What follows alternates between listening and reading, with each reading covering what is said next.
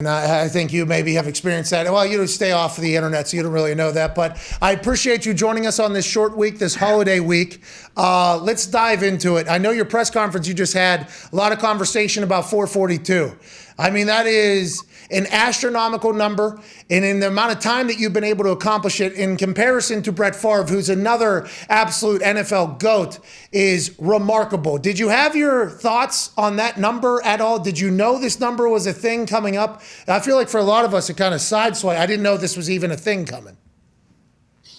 I mean, I knew it was a thing that I was getting closer to a few years ago. And I thought about it, I don't know, maybe a month and a half ago. I was wondering, I couldn't remember what the number was. And Tom Fanning, I think, was like, hey, you're getting close to 442. And I was like, oh, wow, okay, yeah, what am I at? And he told me, and I was like, okay, because I knew I needed around 30-something to get there starting the season, but I just hadn't even thought about it for weeks. But that's a lot of damn touchdowns, isn't it? Yeah, that's a lot of touchdowns, dude. Congrats, by the way. Yeah. Congrats, Iron. Go ahead, AJ. Hey, do you remember every touchdown you've thrown? And I would assume, do you know every interception you've thrown too? Can you remember? Can you recall? Oh, no, probably not every single one. I mean, if you probably teed me up on, I'd probably need to be teed up on some of them to remember every single one. But I probably remember some of the bigger ones. Interceptions, same thing. I'd probably need to be teed up on a few of them, but I can definitely remember some of the real ugly ones or bad ones. Same with touchdowns on the flip side. You remember like the great ones and the milestones and the special plays or great throws or great catches. Something, sometimes if you just throw it, there's some not throwaway ones, but just less kind of impressive ones. You kind of come out on a fake and the guy's wide ass open. And, you didn't really do anything. It's all like schematic and stuff. But then there's some where you make a great throw or a great read or a great check or a guy makes incredible, 50-50 contested ball catch or a guy, turns Eddie Lacy turns a 4-yard screen pass into a 60-yard touchdown in 2014. Like, there's some where you didn't do a whole lot.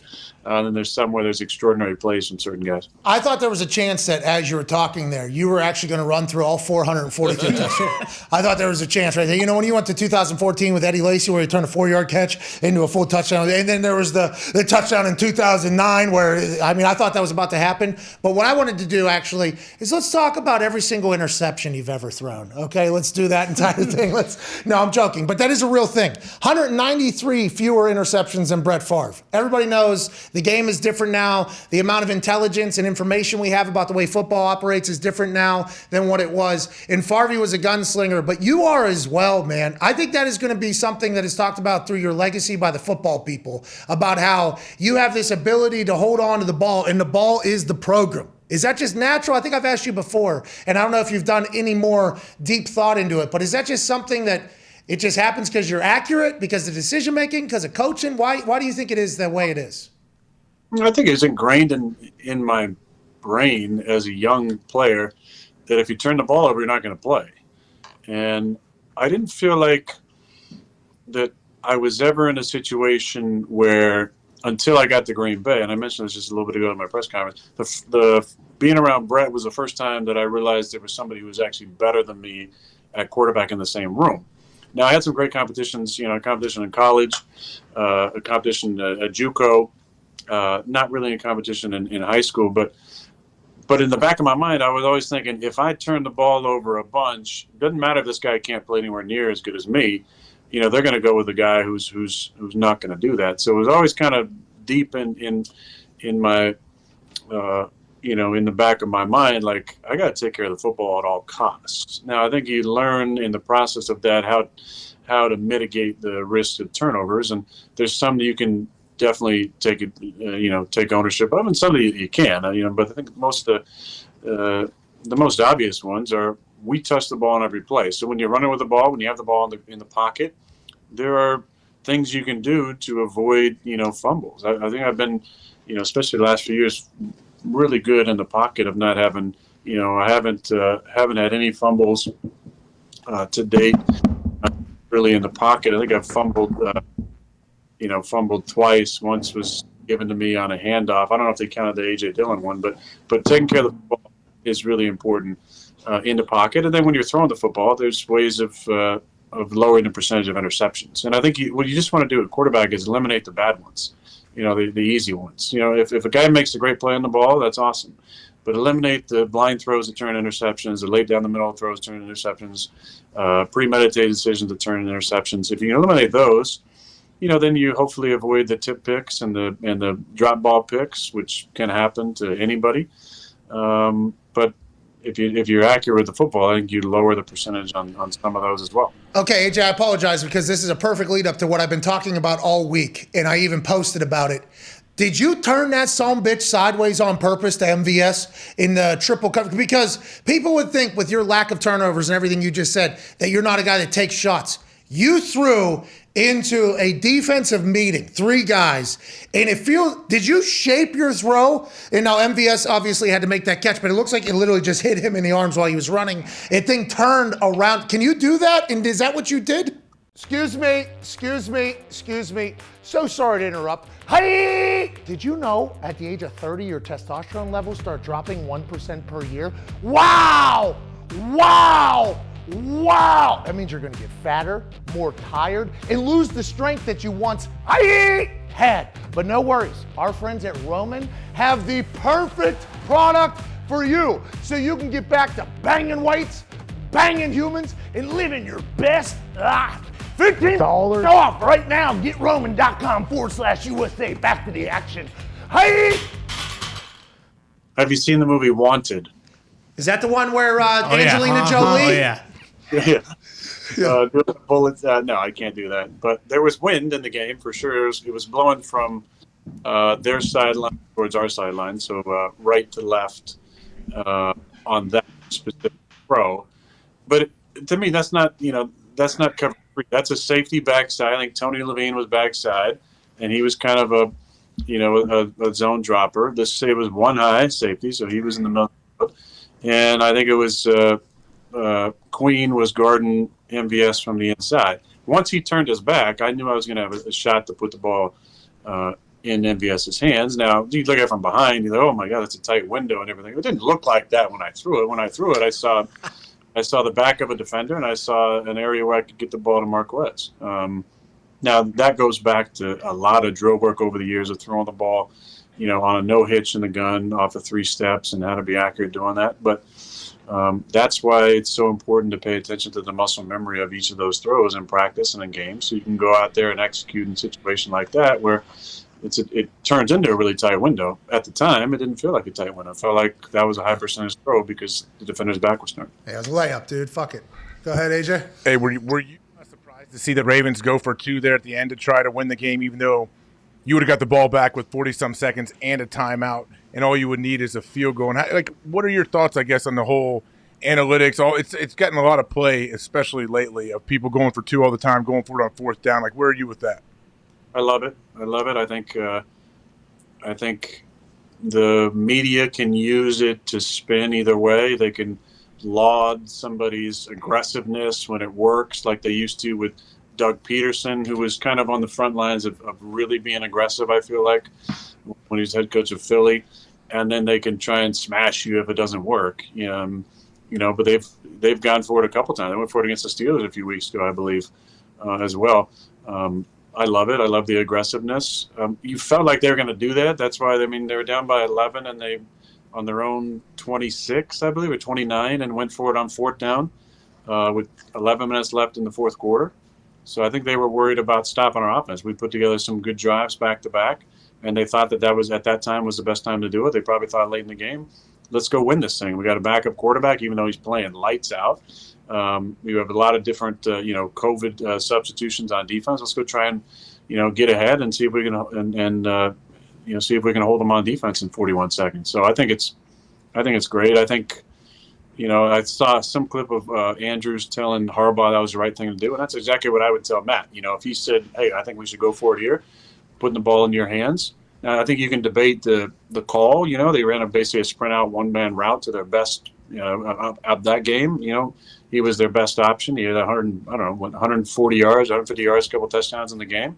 Like, you're taking a shot at throwing the ball to your best player. It's hard to fault that. It didn't work, so now you can debate it. But I like the aggressiveness. I love the entire conversation that you just cited, by the way. It came through the Ravens social media. I assume NFL Films also is a part of that. And, you know, you hear Harbaugh telling Huntley before the touchdown, like, hey, when you go down here and score this touchdown, do you want to go for 2 and win this thing? Or do you want to, it was almost like Harbaugh was like dropping seeds. Like, hey, we are going to do this. He just wanted his players to almost buy in. And then when Mark Andrews comes over and goes, yeah, let's go fucking win this shit, man. And then they don't do it. And then the respect between the two afterwards, it was beautiful. And listening to you speak there about them acknowledging your offense being tough to stop, you know, you guys, that's kind of just been routine this year. And you're in the MVP conversation. Hey, you're now odds-on favorite to be MVP, by the way. Hey, they might have to do it. They might have to do it. It's awesome. But you guys feel like you're in such a rhythm, so much so that if you have, you know, a miss or a punt, everybody's ready to attack the hell out of you. How do you guys continue to maintain that elite level? Like, for instance, Davante Adams, I heard a quote from you. They were doing stuff before the ball was snapped that you've never seen before in your 17 years. How do you guys continue to have success knowing that you're going to get everybody's best shot basically weekly?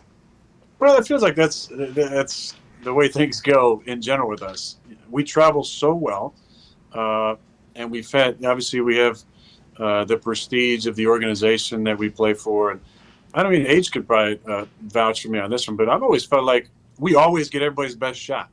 You know, there's not a lot of lay down games where teams just don't show up and play. You know, because you're either playing at Lambeau Field, which is iconic, or you're hosting the fucking Green Bay Packers. Like that's a big deal. Hey, there was a "Go Pack Go" chant. It sounded like, and they're pretty loud on TV. Well, that's what we do. We travel so well. You know, we really do. We got an incredible fan base. It's all over the place. There's Packer bars all over the country, in the world. I've been to one in Paris. You know, in a few off seasons ago, and they're all over. Yeah. Thank you. I was cultured. Yeah.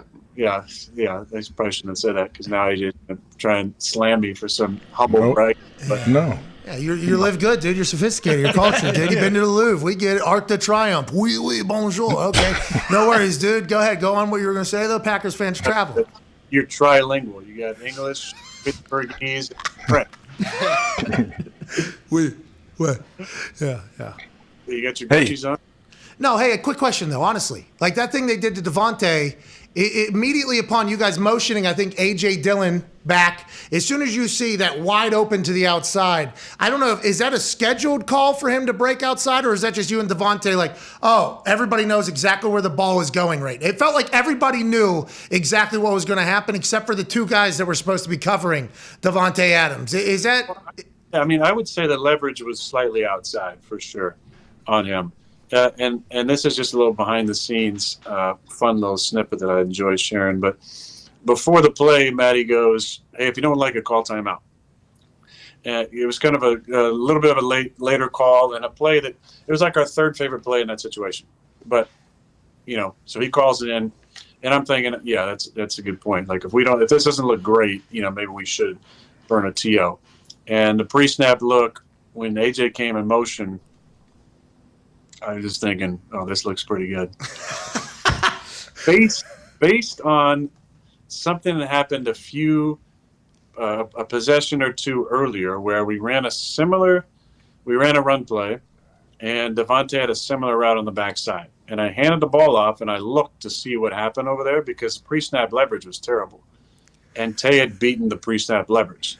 So I kind of locked that in the back of my mind and said, okay, obviously he can do it. I mean, he's done it many, many times. But sometimes when you're playing hard outside leverage, there's nothing you can do that's going to allow you to get outside. Like a DB's just like, maybe they're told or maybe they're thinking, I'm not going to move. I'm just going to stay a whole man outside.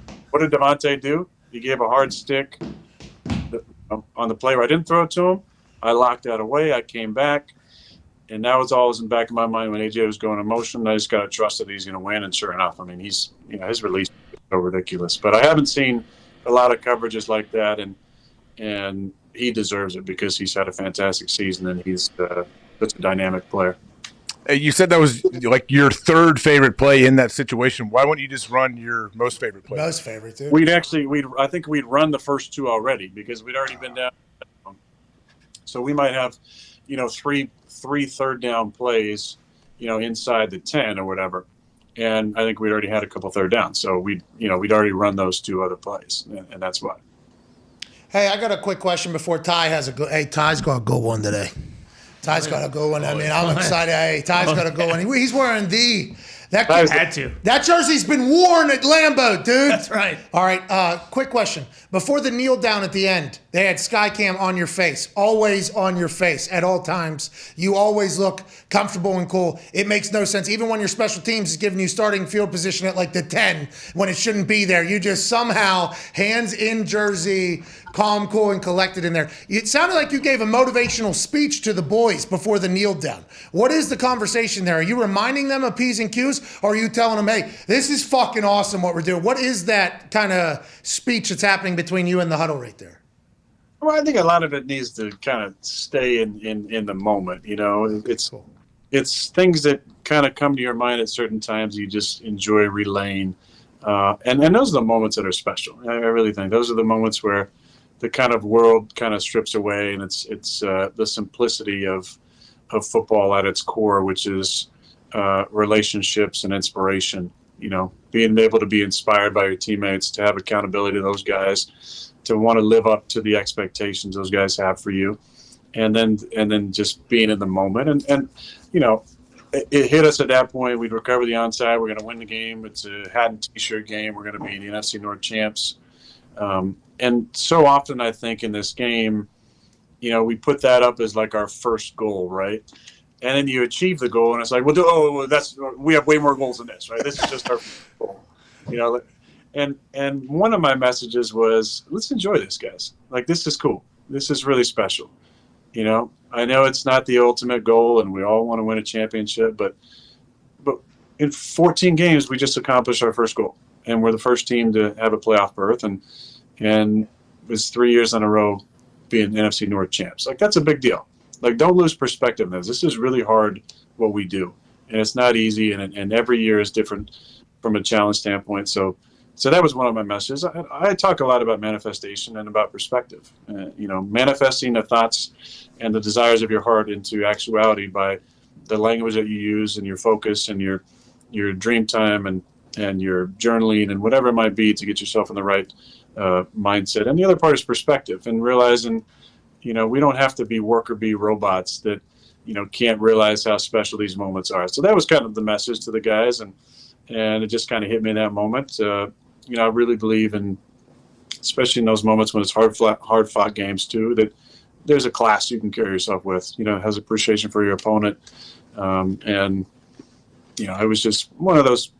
It was cool. It was received, I guess. The guys enjoyed it, but I just wanted those guys to really enjoy it, because this is a fun moment to win the North, and not just put that past yourself and move on to the next objective. Well, hey, congrats on winning it. Oh, yeah. By the way, congrats on enjoying the moment, because you're 100% right. Hey, we're going to win our division because it gets us a ticket to the dance, but that's our number one goal, is win the division. That's all we're going to do. And then literally, as soon as you win, okay, we haven't accomplished shit yet, all right? It's like as soon as, it's like one of those, I love that you did that, and I love that the Skycam like almost caught it, because I was thinking to myself, like, oh, that seems like a pretty cool little place to be. Go ahead, Ty. Aaron, I think it was post-game, someone asked you about the throw that Pat referenced to MVS, and you kind of said, like, there aren't many throws on the field anymore where, like, I think about it much, but that was one that, like, kind of makes you feel good inside. It seems like you do that shit every single week where it's like you're just throwing lasers and throwing it where no one else can. Like, is that something that happens, like, week to week, or is it really, like, there are only, like, a handful of throws where you're like, God damn, no one can do what I can do with a football? Well, there's a lot of talented guys that throw it for sure. So I don't think I've ever, I'm really thinking, oh, no one else can do that. I love watching guys who can really throw it. I really enjoy, Pat and obviously his talent, and Matt Stafford. I've gotten to watch him so many times in person because we played against him, and I love, love watching him throw the football. I would just meant more for me, surprising me almost. Sometimes fitting the ball, like the throw to Quez. I didn't feel like when I threw it that tight of a window, but afterwards, and if you watch the clip, it's like, whoa, that was a pretty good throw. So when I saw the replay, it's just one of those ones where you kind of, I don't know, there's a lot of pride in some of those throws, but I get as much joy out of a throw like that as I do coming off a fake and having my eyes inside all kinds of no-looker the big dog on the outside, just watching him just, go nuts and drill people and use his, R2 button, to do his jukes. He stops on a dime, by the way. It's amazing for how big he is. I don't think I'm going to see him go the opposite direction. It's just out of nowhere, and he lumbers and just beats the hell out of people, it looks like. He's got, for a man of his size, he has incredible agility, and he rarely gets tackled by the first guy. That's why early in the game we ran a keeper, and I came out and just peeked back inside real quick because I felt like somebody's gonna be screaming wide open, and he wasn't. I got the ball to the big dog, and he kind of tried to stop and spin out of it, and Tony Levine just like barely grabbed a hold of his jersey. But usually, big dog never gets taken down by the first guy. Let's talk about your play action here, as we know it's a short week and get you in there to maybe and hopefully not get spot tested. But that play fake, you're doing it a lot. Hey, you did it like 3 times this past weekend. It worked every time, by the way. It worked every single time. I don't know. I assume people are going to be coaching that against you now. Like, all right, Kip, especially the Browns this week. You can't need to have an eye on the quarterback. Every run isn't a run. But is this going to be something we're going to see going forward? Different variations of the AVP play action? How we doing? Keep it moving? I don't know. I think Matt kind of fell in love with the fake after watching it against Chicago and called it a few times. But we'll see. I enjoy it. But you got to do the run play just as much. We have done a lot of pattern schemes, where you're, down and pulling guys and stuff, counters and powers. You love the power, right? Run the power, Pittsburgh grit, toughness. Yeah. So we got to run enough of those to keep them honest. And my action's got to be very similar on whether it's a keeper or the run. I feel like I've done a pretty good job of that, and that's why the fake has still been pretty effective. You mentioned grit, and I don't know if you know this or not. I don't know how much you're aware of like what's going on out in the world, but Kevin James is playing Sean Payton in a Netflix series. If you someday when somebody has to play you in a movie, who do you want to be that actor? Or are you going to be selfish and say you're going to have to do it? Oh, Eminem, B-Rabbit. Pete Davidson. Oh, there we go. Why? Hey, there we go. Hey, that's hilarious. That's very hysterical. A lot to call. Go ahead, Tone. Aaron, I'm sure the boys know, but will you reiterate before Saturday's game, like, hey, next touchdown pass, let's not have a Brady situation where you give the ball away and I got to give away a Bitcoin, a round of golf with me, and $5,000 or whatever. I feel like that guy maybe should have asked for more, though, because somebody was saying the worth of that ball maybe didn't equal the worth of what he got. We don't know where Bitcoin's head. That's right. You don't know where Bitcoin's head. He did get a Bitcoin? Yeah, absolutely. That was during the Crypto.com launch of Tom. Nice. Okay. Well, then that's okay. Then he made it because that thing's going to 500,000. So he's doing well. But look, I think the guys know. The fun part is, like I'm old and I'm gonna hit some of these old records if I keep on playing these longevity records. But Devontae Adams and I have hooked up 65 times for touchdowns, which is tied for the Packer all-time combo record with Jordan Nelson right now. So that would be that'd be pretty sweet to get him number 66, and if that happened to be 443 as well, that would have been that'd be a double excitement. But the guys know for sure. They knew in the huddle, and I feel bad I missed Allen on that one because that would have been fun to hit that one going that way. But do it at home would be pretty sweet too. Okay, we appreciate you so much for stopping by and joining us. Book Club will be on a holiday hiatus. We will revisit it next week. I have to do some catching up on The Razor's Edge. Mm-hmm. I have to do some catching up on The Razor's Edge and a couple of the other books as well. But I'll be sure to get on it. I can't thank you enough for joining us, pal. Hey, real quick. Do you have any Pittsburgh authors that maybe you want to push in my direction? You've always wanted to read some books by some things. Or is there an autobiography of Did Billy Kahn write a book? Donnie Ayers. Iron City Beer or something? Maybe is there something that would interest you a little bit more than some of these books that you off air have said are hippie books? Aaliyah by Donnie Iris is a song. I think they have made that a soft and hardback book. Okay. So that is something to think. It's only a few pages, but if you could get that in there, I would definitely hit that and be grateful. Is there an autobiography of Chuck Berry maybe with that interest? All right, see, I feel like I already know enough. Billy Gardell has one, so. Billy Gardell, Auto Doc, these things are all in there. Mario Lemieux, Sidney Crosby, maybe the Penguins, but whatever the case, I will dive into it. Hey, we need to ask you, IQVIA. I don't know if you know who this company is. We just learned of them yesterday via Ian Rappaport. They're the ones that are controlling the randomization of the random spot tests for the vaccinated COVID players. Is this something that you guys were told about is happening? Is this all kind of happening in real time? Are you all the way back to last year? How are you handled in this situation? Because you might be an immunicorn, but you also, the Omicron doesn't care about anything. How are you being handled in this whole situation, and how do you see it playing out? Hey, look, I'm still under the 90 days, so as far as I know, I don't have to test, until those 90 days are up. The interesting part to me is that what was told to us in the off season, right? The coercion part was for non-vaccinated players, you got to get vaccinated because if you are the source of the outbreak, right, and there's an outbreak on your team, then not only will your team have to forfeit, but nobody's getting paid because they're not moving games. That's what was told to us. That was the rules. And then obviously, when it's been revealed that non-vaccinated players are not these dangerous super spreaders, and places like SNL or teams that are fully vaccinated can have outbreaks.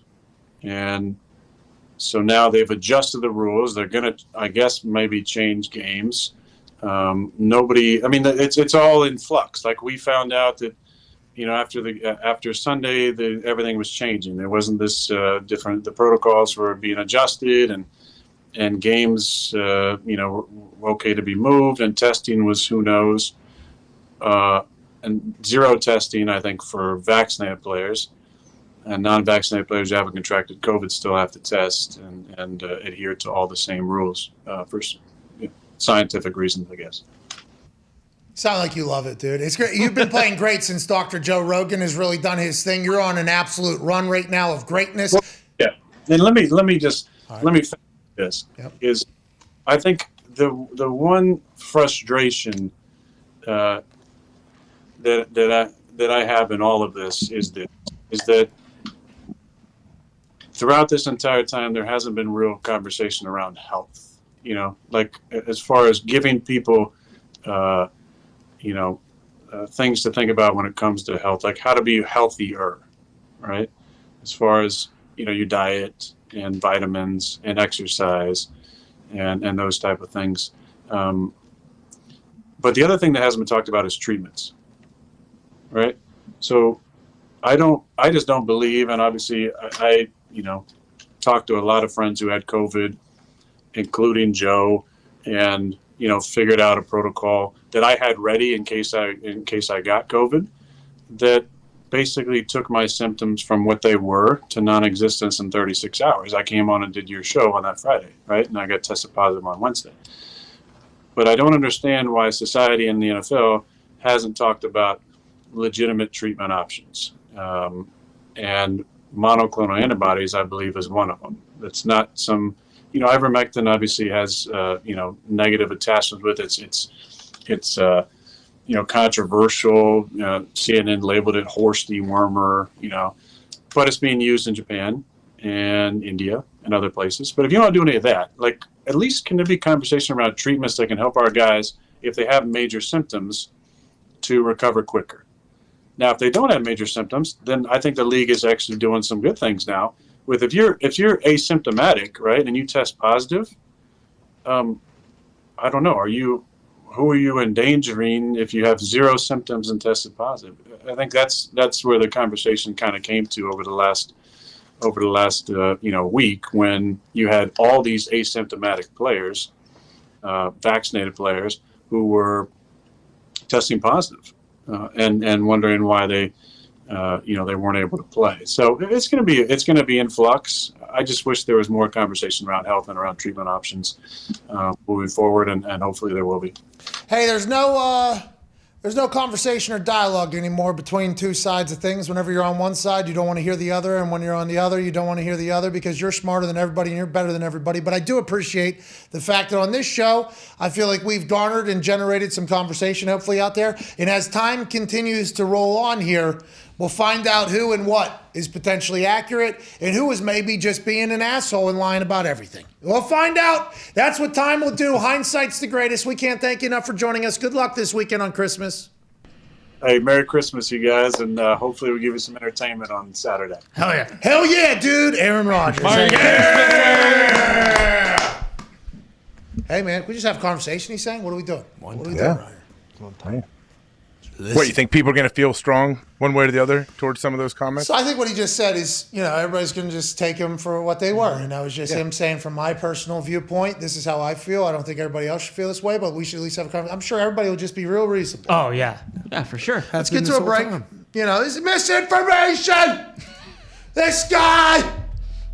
Good to know that he is still in that 90-day window. Yeah, it's Great. How did you celebrate? All the way through the Super Bowl too, right? I think it's like 4 right days before the before the NFC Super Bowl. champion. no, it's post NFC championship before For the the Super Super Bowl. Bowl. It's like 4 days, 5 days before the Super Bowl if we did the math right.